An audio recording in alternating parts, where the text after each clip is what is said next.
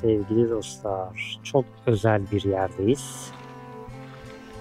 Mevcut zaten buralara çok hüzünlü geliyoruz ama karşılaştığımız manzara bizim hüznümüzü şu anda kat be kat daha da arttırdı. Çünkü biliyorsunuz geçtiğimiz günlerde Çanakkale'nin tarihi yarımada kısmında büyük bir yangın çıkmıştı. Şehitliklere kadar ulaşmıştı ki birkaç örneğini gördük. Hemen duvarların arkasına kadar gelmiş yangın. Tepeler komple yanmış arkalara kadar. Şu anda dahil, neredeyse denize. haritadan da göstereyim ben size. Şurada hazırda bir harita var. Tabii ben girince haritanın rengi biraz değişti. Çok pardon. Şurası Çanakkale Boğazı. Çanakkale Burnu. Şurası Eceabat. Biz de şu anda şu noktadayız. Şu hat üzerinden geldik. O hatta çekim yapmadık. Burada başlarız diye ama burada karşılaştığımız bu küçük anafartalar ve büyük anafartalar ve özellikle şu tepe yangınlardan tamamen nasibini almış, mahvolmuş hep. Çok fazla gerçekten. Her taraf yanmış desek yeri var yani. Şimdi az ilerimizde geçtiğimiz alan şu tarafta Anzak Koyu mevcut. Orada birkaç tane anıt vardı. İşte mezarlıklar ve Anzaklar için yapılmış anıtlar vardı, kitabeler vardı. Dedik oradan başlamayalım. Bu taraftan başladık. Şimdi aslında bu bölgede gezilecek çok yer var. Ama biz şöyle bir karar aldık. Şehirler turuna Çanakkale'yi bırakalım ve Çanakkale'nin her iki yarısı için çokça fazla vakit ayıralım. Evet. Ondan sonra bu turu direkt kıyıdan buradan aşağıya geçip Çanakkale'nin karşısına geçeceğiz. Olur mu ya, oralara kadar gitmişsiniz, gezmeden geçmek olmaz diye düşünenler olabilir. Evet. Ama biz daha önce hem gezmiştik burayı hem de biraz geç geldik. Normalde konaklamayı planlıyorduk. Birkaç plaj vardı ve daha önce incelediğimize göre kalanlar vardı fakat yasakmış akşam konaklama yapmak. O yüzden hem kalamayacağımız için hem de oralara çokça vakit ayırmak istediğimiz için bu turda bırakıyoruz oraları. Evet, yani bu turda dediği gibi bu turda gitmeyeceğiz oralara. Yani oraya kadar gittiniz niye gitmiyorsunuz demeyin. Evet, öyle bir iki yeri görüp geçmek istemiyoruz. Aynen öyle. Biz özellikle Çanakkale bizim için çok ayrı. Burayı sindire sindire gezmek istediğimizden dolayı tarihi yarımadada da konaklama yapılamadığı için yani tarihi yarımadayı bir günde gezmeniz gerekiyor ya da Eceabat'a gidip tekrar git gel yapmanız lazım. O da bizim şu anki turumuzu sekteye uğratacağından dolayı bu turda buraya vakit ayırmayacağız. Sadece yol güzergahımız üzerinde size kısa kısa göstereceğiz. Birkaç noktayı göstereceğiz. Sonrasında bu şekilde devam edecek turumuz. Hadi bakalım tarihi yarımadayı bizim gözümüzden görün şimdi. Geldiğimiz yolları tahmin etmeniz için de karavanın halini gösteriyorum size. Leş gibiyiz. Çok tozlu yollardan geçtik.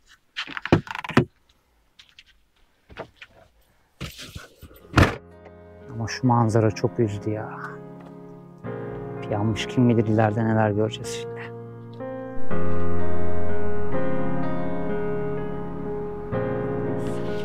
Burası Avustralya ve Yeni Zelandalı askerlerin 25 Nisan 1915'te sabaha karşı ayak bastıkları yer. Anzak Koyu. Zaten şu koyu da komple Anzak Koyu olarak geçer. Bu bölgeden de 20 Aralık 1915 günü tahliye edildiler. Cesur Türk savunmasını geçemedikleri için bu bölgeden tahliye edildiler ve çok fazla zayiat verdiler bu bölgede. Bu taraftan ne kadar görüyorsunuz bilmiyorum ama şu tepeye dikkat edin. Birazdan size bu tepeyi de göstereceğim. Biraz önce size fotoğrafta göstermiş olduğum tepe, bakın burası.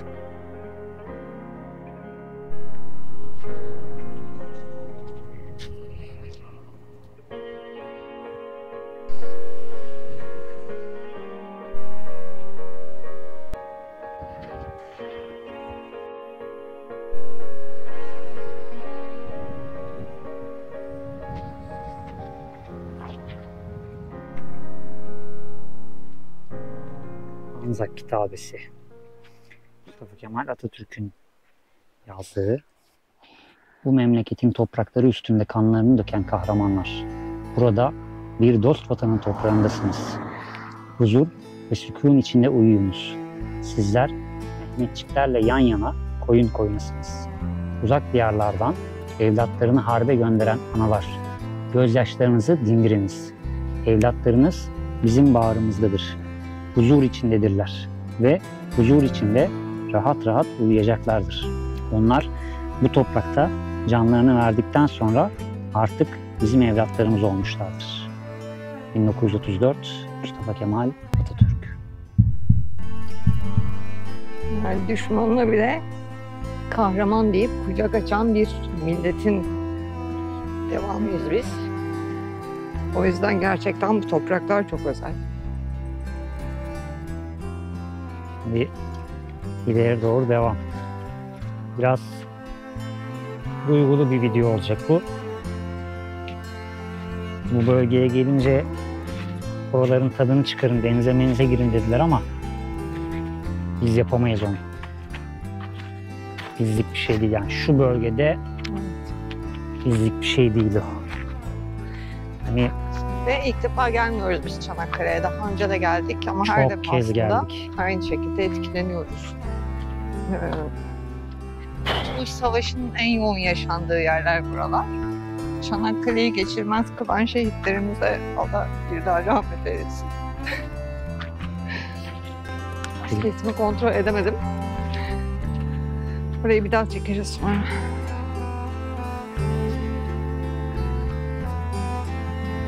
Mevziler var orada. Evet, şu bölümde de o dönemden kalma askeri mevziler var.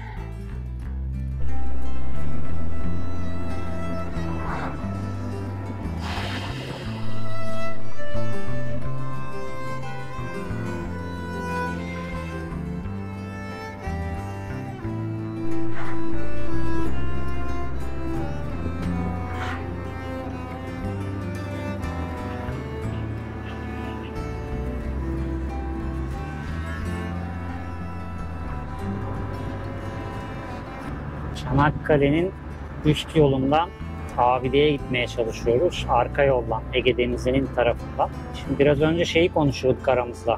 Biz buranın çok büyük bir kabristan olduğunu bildiğimiz halde, ki zaten öyle, çok büyük bir kabristan, çok büyük bir devasa mezarlık. Tabii canım, her toprağında bir şehit kanı var. Yani burada insanların, birkaç tane yazı gördük de o yüzden bu konuşmayı yaptık aramızda. Burada insanların piknik yapabilmeleri, deniz kenarında piknik yapıp mangal yakıyor olabilmeleri bizi çok kötü yönde etkiliyor. Bilmiyorum siz bu konuda ne düşünüyorsunuz ama şu güzel yol manzarasındayken sizinle de bunu paylaşalım istedik. Yani bilemiyoruz, biz mi garip düşünüyoruz ya da biz mi olaya çok duygusal yaklaşıyoruz? Ama hani bunun evet, duygusallıkta da alakası olduğunu düşünmüyorum. Tamamen milli duygular. Yani hani ne yemek yemeye erzak bulabiliyorlardı, yani ne de ayaklarına çarık bulabiliyorlardı. Şimdi bunları bilerek, bu geçmişi bilerek, savaşı ne şartlarda kazandıklarını bilerek kalkıp da buraya gelip burada mangal yakabilmek, eğlenebilmek, yani abi senin burada yapabileceğin tek şey Fatiha okumak ya. Hani bunun dışına da çıkmaması lazım. Bunu normalleştirmemekleri lazım. Yani buraya bir kamping, bir işletme, bir şey vesaire, hani bunları çıkartmamanız lazım ya. Yani bilmiyorum, yani garip olan biz miyiz yoksa bu mantalitede olan insanlar mı, algılamakta zorluk çekiyorum ben. Az önce bir tabiat parkı ve kampinglerin olduğu bir alandan geçtik de yani bize tuhaf geliyor açıkçası bu durum. Yani tuhaf arkadaşlar, yani cidden tuhaf. Hani sadece bilmiyorum, şuraya gelip de, şu bölgeye gelip de hüzünlenmeyen bir Türk varsa ben onun Türklüğünden de şüphe ederim. Yani bu bölgeye gelip vur patlasın, çal oynasın yapan bir Türk varsa ben ondan şüphe ederim abi. O adamın Türklüğünden şüphe ederim yani. Bu çok mantıklı hareketler değil. Yani bilmiyorum, bizim duygularımız bu şekilde. Bunları da sizlerle paylaşmak istedik. Eminiz ki bizim izleyici kitlemiz, eminiz ki bizim duygularımızla aynı duyguları paylaşıyor. Ve bizi anlıyorlardır. Kesinlikle öyle.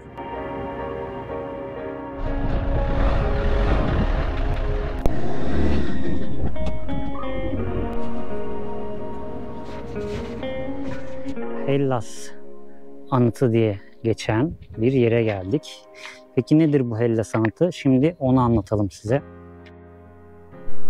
Bu Hellas abidesi dostlar, Britanya Milletler Topluluğu Halk Mezarlıkları Komisyonu tarafından yaptırılmış ve bakılıyor. Hellas abidesi hem Gelibolu harekatını simgelemek için hem de harekat sırasında hayatlarını kaybedip de mezarları bilinmeyen, denizde kaybolan veya Çanakkale sularına gömülen 20.763 asker için dikilmiş.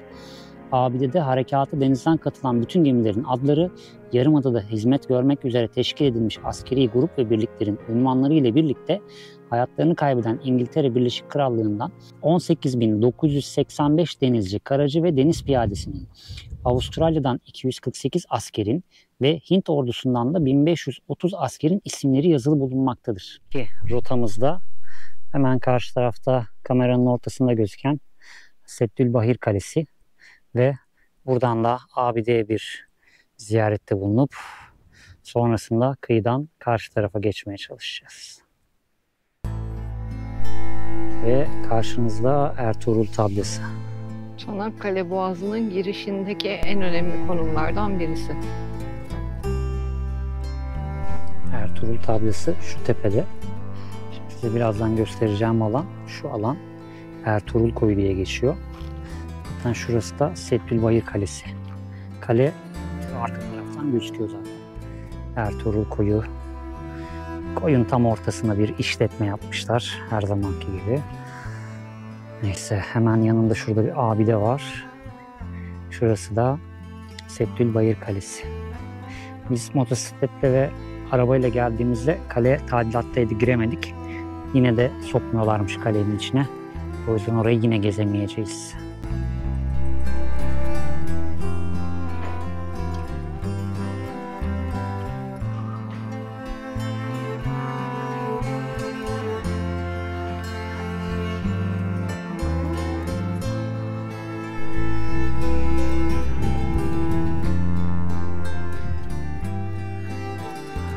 O dönemde kullanılmış bir top. Şöyle geçsene, büyüklüğünü tam net anlasın arkadaşlar.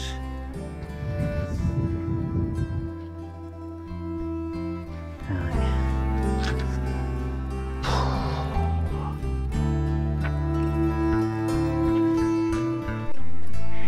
Bir kahraman takımı ve de Yahya Çavuştular. Tam 3 alayla burada gönülden vuruştular. Düşman tümen sanırdı bu şaheser erleri. Allah'ı arzu ettiler, akşama kavuştular. 26. alay ve Yahya Çavuş şehitliği.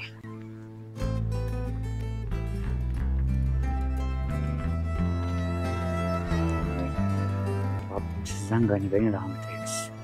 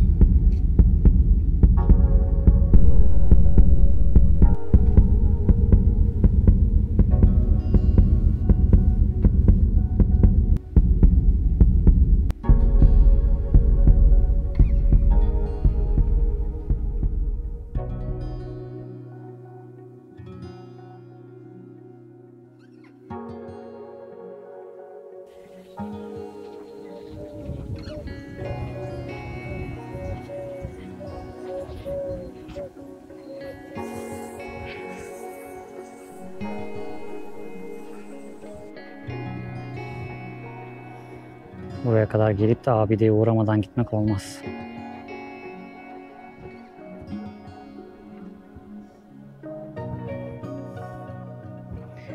bütün güzelliğiyle Çanakkale Körfezi.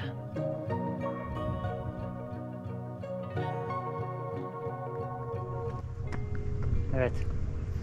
Biz burayı size ne kadar anlatsak da anlatmamız için hiçbir kelime yetmez.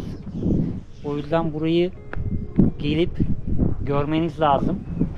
Buradaki atmosferi koklamanız lazım. Burayı anlayabilmek için. Ve her bir Türk evladının hayatı boyunca en az bir defa buraya gelmesi gerekiyor.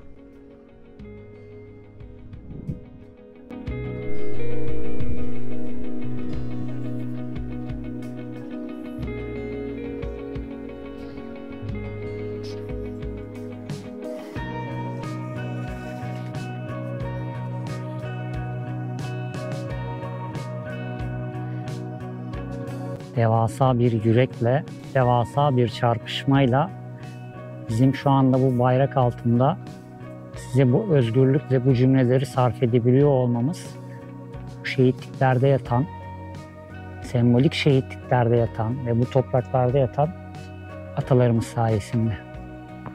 Hepsinin ruhu şad olsun. Amin.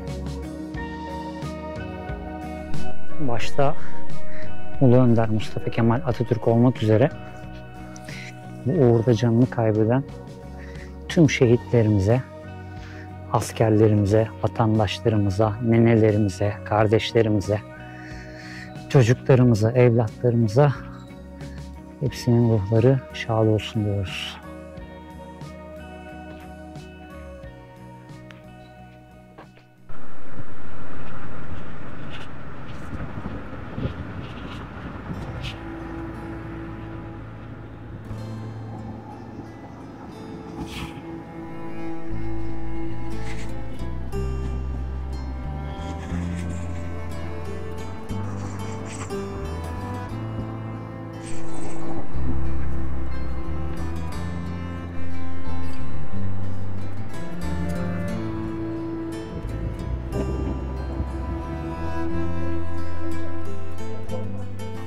Tabii ki Çanakkale'ye kadar gelip de Seyit Onbaşı'ya bir Fatiha okumadan gidemezdik.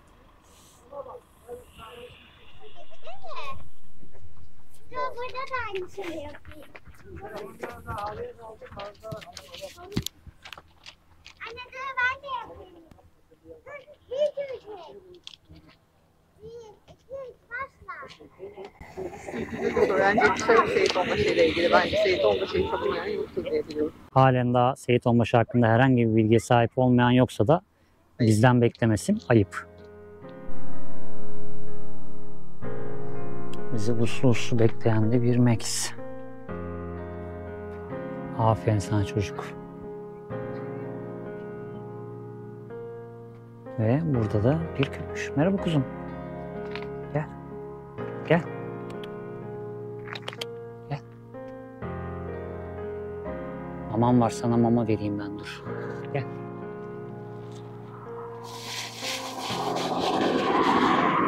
Ye kimse yok. Aferin benim kuzum.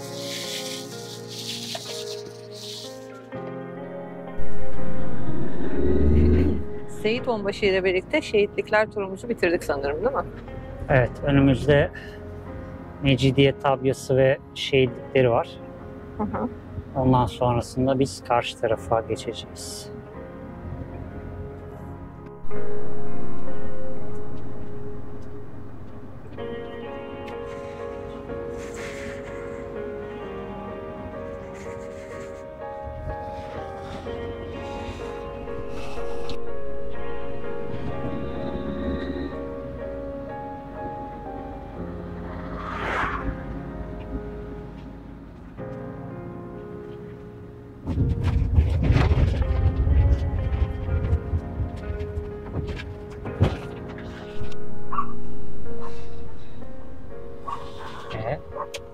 Ne olmuş? Burası kapalı mı? Yok, arabalar var gemide. Nereden gireceğim? Şuradan gir. Kaç köpüş kaç. Üçkağıtçılar ya. Şimdi feribota bineceğiz. Kolay gelsin. Kemal Süzü var. Teşekkürler. Kolay gelsin.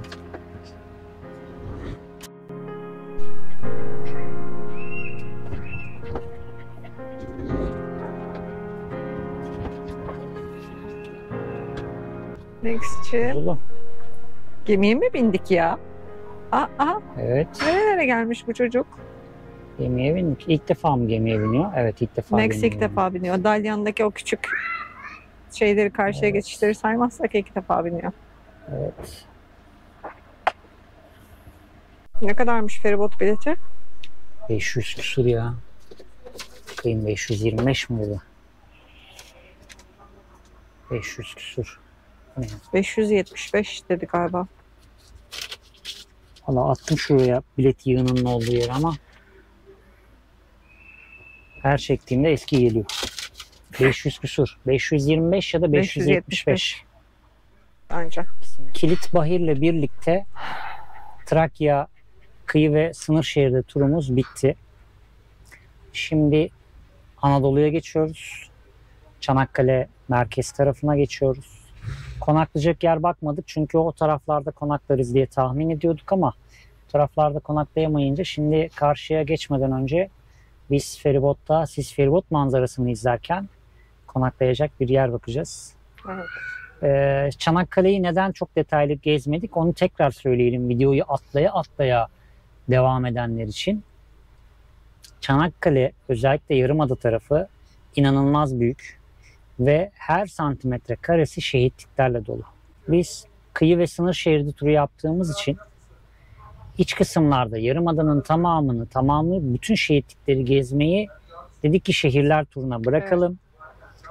Şehirler turunda detaylı bir şekilde size hangi şehitlik nedir işte çok detaylı bir video olacak o. Çanakkale Yarımadası'na ayrı bir video yapacağız.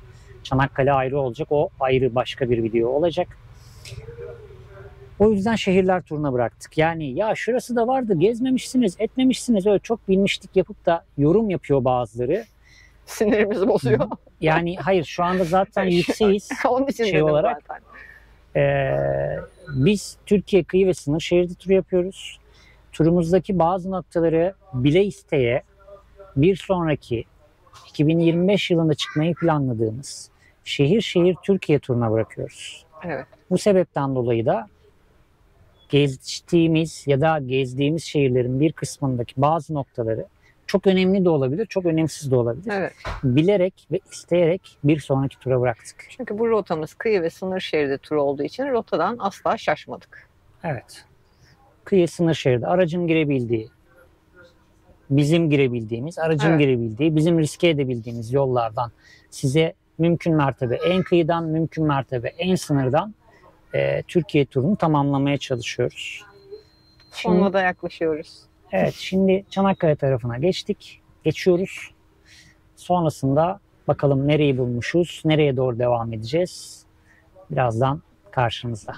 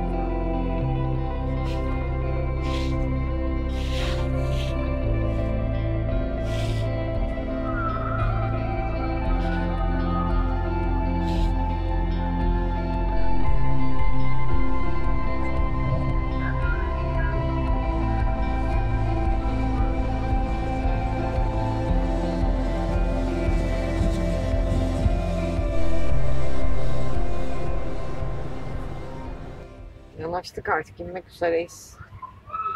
Dönecek galiba ama inmek için. Geri indirmez herhalde biz. Tam şu kolonun arkasına kaldı. Tur yolcu yazısı. Çok güzel ışıklandırmışlar. Evet. Kıyı Geri gidiyoruz. Kurtarma 4. Kıyı emniyeti. Bir takipçimiz yakaladı bizi. Evet. Onlar yürürken biz yanlarından geçmişiz karavanla. Koştur Evet. koştur feribota gelmiş abla sağ olsun. Evet.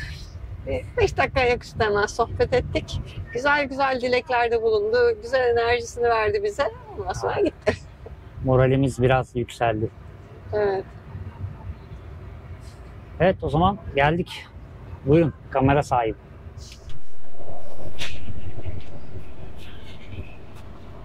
Yanaşmaya çalışıyoruz. Evet düze döndük bu arada. Evet. Ve Anadolu yakasına Merhaba. merhaba. Çok kısa sürede ayak bastık. Çok kısa sürede Anadolu yakasına ayak bastık. Avrupa'yı çok hızlı geçmiş olduk. Evet. Kesinlikle. Trakya bölgesi çok hızlı oldu ama Trakya bölgesine sezon sonu ya da sezonun çok başında gideceğiz. Evet, evet. Bol bol vakit ayıracağız oraya. Aynen. Bence sezon sonu olursa keyifli olabilir bizim için. Kesinlikle. Kıyıyla sınırlı kalmayacağımız için o turda da çok güzel yerler göreceğiz. Evet, çok güzel yerler var çünkü haritada çok fazla işaretli. Özellikle Edirne çok aklımızda kaldı. Evet. Çünkü Edirne'yi sıcaklardan dolayı gezemedik. Hiç gezemedik. Önümüzdeki 3 gün boyunca 38 dereceydi orası. Yani hastanede biterdi o tur. Öyle söyleyeyim Edirne'de size. sahilde aldık soluğu. Bir işte muayene istasyonunu görmüş olduk. Evet. Sahilde aldık soluğu ki orada bile sıcak değil birkaç gün. Sonra serinlemeye başladı hava. Şimdi Çanakkale'nin Anadolu yakasını gezmeye devam edeceğiz. Evet.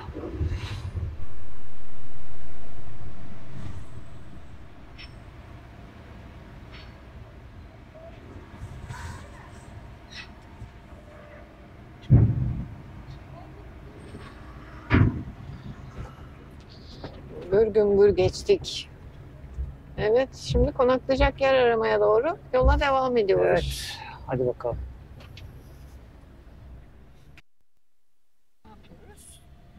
Yaya geçidinde yayalara yol veriyoruz.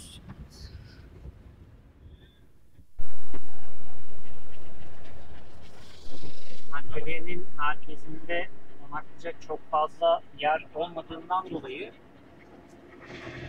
devam edeceğiz gibi Kepes tarafına doğru Evet. devam edeceğiz. Aslında sol tarafta kordon falan var. Truva atı falan bu tarafta. Gelirseniz. Sol tarafta duruyor. Bu merkez kıyı şehri birazcık biraz sıkışık. Evet. Bizim gibi karavanlar için çok uygun değil. Bunu motosiklet ve arabayla geldiğimiz zamanlardan biliyoruz. Biraz fazla karışık. O yüzden içeride vakit geçirmeyip hemen Kepes tarafına doğru yol üstünde tabi uygun bir yer bulursak konaklayabileceğimiz o tarafa doğru devam edeceğiz.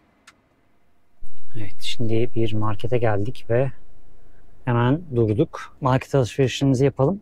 Market ihtiyacımız vardı çünkü. Şehir merkezinin o kalabalığında dedik halletmeyelim. Hemen şehrin çıkışına doğru Kepez'e girmeden çok önce bir yer bulduk. Şimdi market alışverişine gideceğiz. Akşam oldu. Çok gezdik bugün. Akşama kaldık markete gitmeye. Evet. Ama güzel gezdik. Evet. Gezmeyeceğiz dedik çok ama yine gezdik her yeri. Hava. Ama iyi gezdik. Ama iyi gezdik. Biraz olduk böyle çok. Çok böyle mayış gibiyim böyle. Çökük gibiyim. Yorgun. Yordu bizi biraz bugün. Fazla bir duygusallık yaşandı da çok yorulduk. O yüzden biz şimdi markete gidelim. Siz Max'e sahip çıkın. Ve kamera biraz şarj olsun. Birazdan görüşürüz. Evet. Marketten alışverişimizi yaptık. Poşetlere koymadık. Arabayla getirip masaya yığdık. Evet. Poşete para vermedik. Avantajlı çıktık. Çok karlı bir yolculuk oluyor bu. Şimdi şöyle bir güzellik oldu. Hala aynı AVM'nin otoparkındayız. Bir güvenlikçi arkadaşla sohbet ettik. Abi karavan mı falan filan işte ne yapıyorsunuz, ne ediyorsunuz, öyle mi böyle mi? Dedi ki burası dedi çok güvenli. Gece dedi burada kalın. Hiç dedi yola devam etmeyin. Zaten çok Yarın. da yorulmuştuk. Çok Aynen. güzel oldu. Gündüz gözüyle de devam edersiniz. Valla ne yalan söyleyeyim. Ben kendisine soracaktım. Ama kendisi böyle bir teklif yapınca hiç hayır demedik. Çünkü çok yorulduk bugün. Hem yol yordu hem de gittiğimiz, gezdiğimiz yerlerin o hüznü şeyi biz birazcık bugün düşürdü. O yüzden Evet. böyle daha mecalimiz kalmadı. Nerede trak orada bırak olacaktık yani. Nereyi bulursak. Burası iyi denk geldi. Bu Evet, akşam evet. burada dinleneceğiz. Çok iyi denk geldi. Bu akşam buradayız.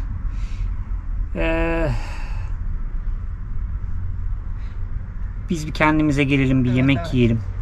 Sonra bir kahve sohbeti eşliğinde günün kritiğini yapalım hep beraber. Ya da yarın sabah buradan çıkmadan yapalım. Yarın sabah yaş o iş. Bu yorgunlukla yapamayız gibi geldi de. Yarın sabah o iş yaş. Çünkü yarın sabah ben seni sabahın 8'inde kaldırıp 9'da yola çıkartacağım. O yüzden sabah yapamayız onları. Peki. Birazdan görüşürüz o zaman. Max yaşadın. Bu bir. Büyük market bulunca Max erzak İki. stoğu. Hök. Hök dedi. Ay helal. Daha yemeden boğazına kaçtı. Güzel. Bak bir de bu var. Bak şunlar diş sağlığın için senin. Tamam mı? Tamam Dişlerini mı? temizleyeceksin Dişlerini onlarla. temizleyeceksin onlar. Ama en güzeli bu. Neymiş bu? Oo. Şöyle markayı gizleyeyim. Köpek salamı. Köpek salamı. Max. Max hangisini istiyorsun? Hangisinden vereyim şimdi? Hangisini istiyorsun? Kemik vereyim mi bir tane? Yüzü daha masada. Yetmedi o paketler. Hadi gel kemik vereyim sana bir tane. Bundan vereyim mi? Kemik. O ne verirsen ver razı bence şu anda.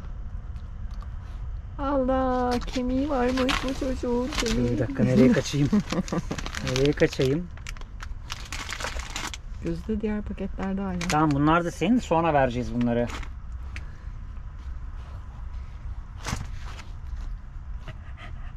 Ay çok mutlu olmuş.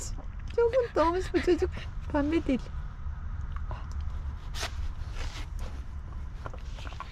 Buyurun efendim. Teşekkürler efendim. Hoppa. Çanakkale Yarımadası'nda kalmayı ya da konaklamayı düşündüğümüz bu seyahatimizde Yarımada'nın kişi başı konaklama cezasını öğrendikten sonra Evet. kalmaktan vazgeçtik. Çünkü girdiğimiz bir köydeki arkadaş 32 mi 36 37 bin.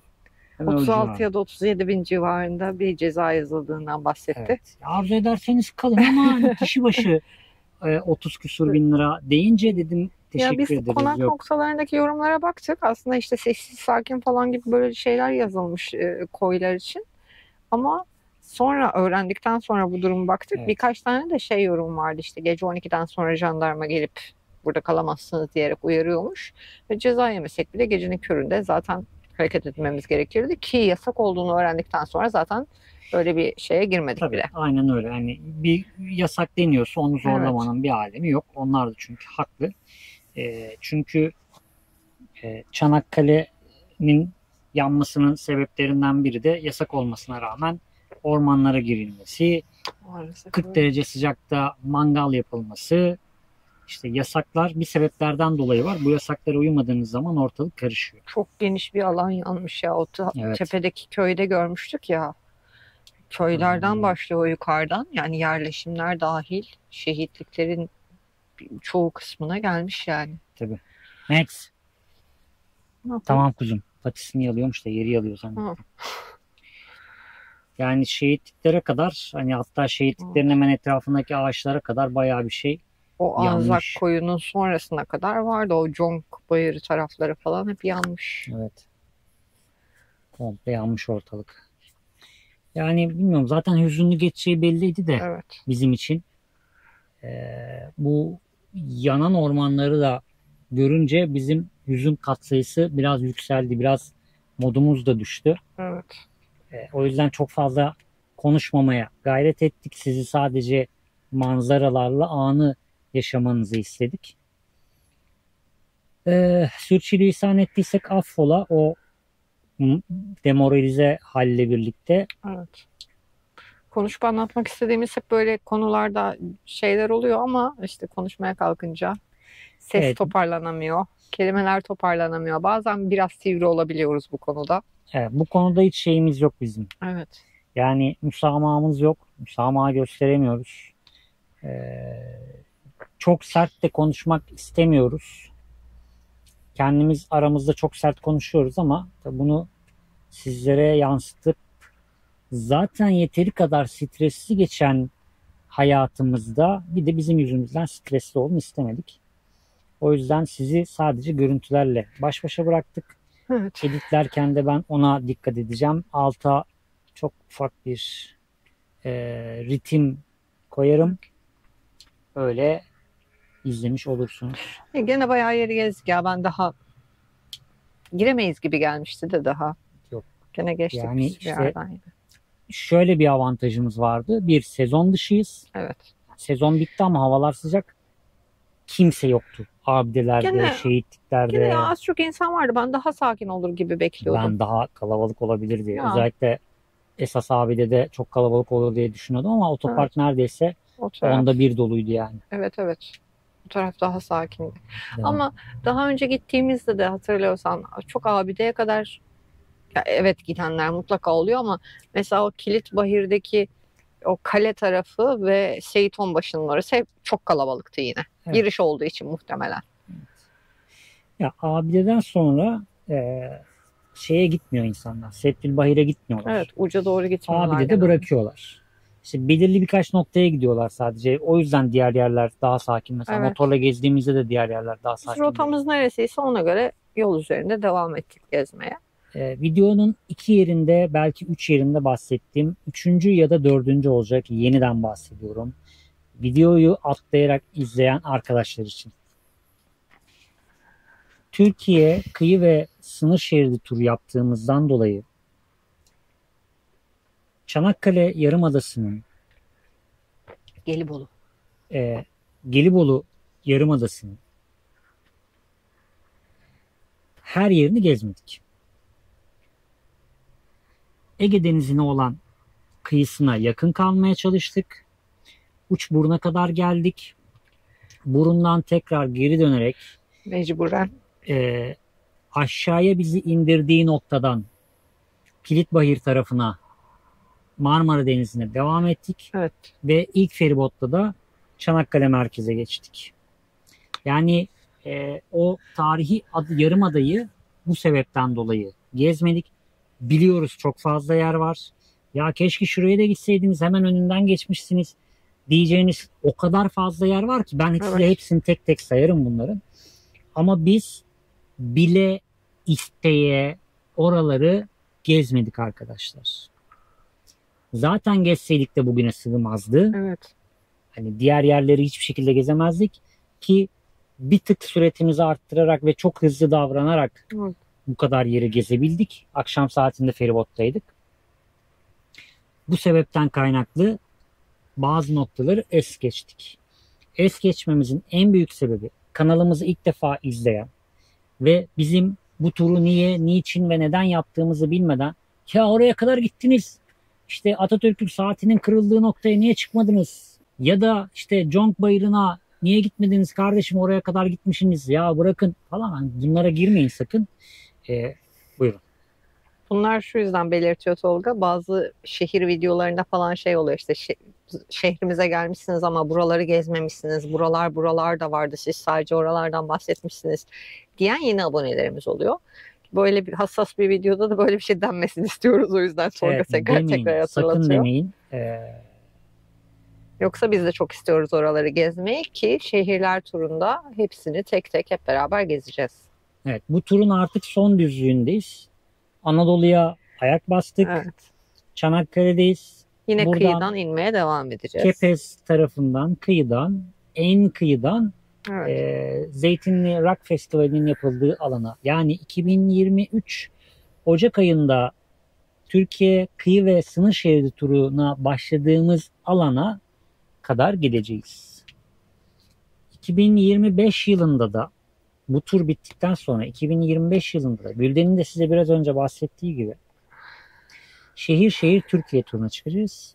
Esas tur o zaman başlayacak yani. Aynen öyle. Bu turda size birkaç video öncesinde de söyledik. Yine söylüyoruz, hatırlatıyoruz.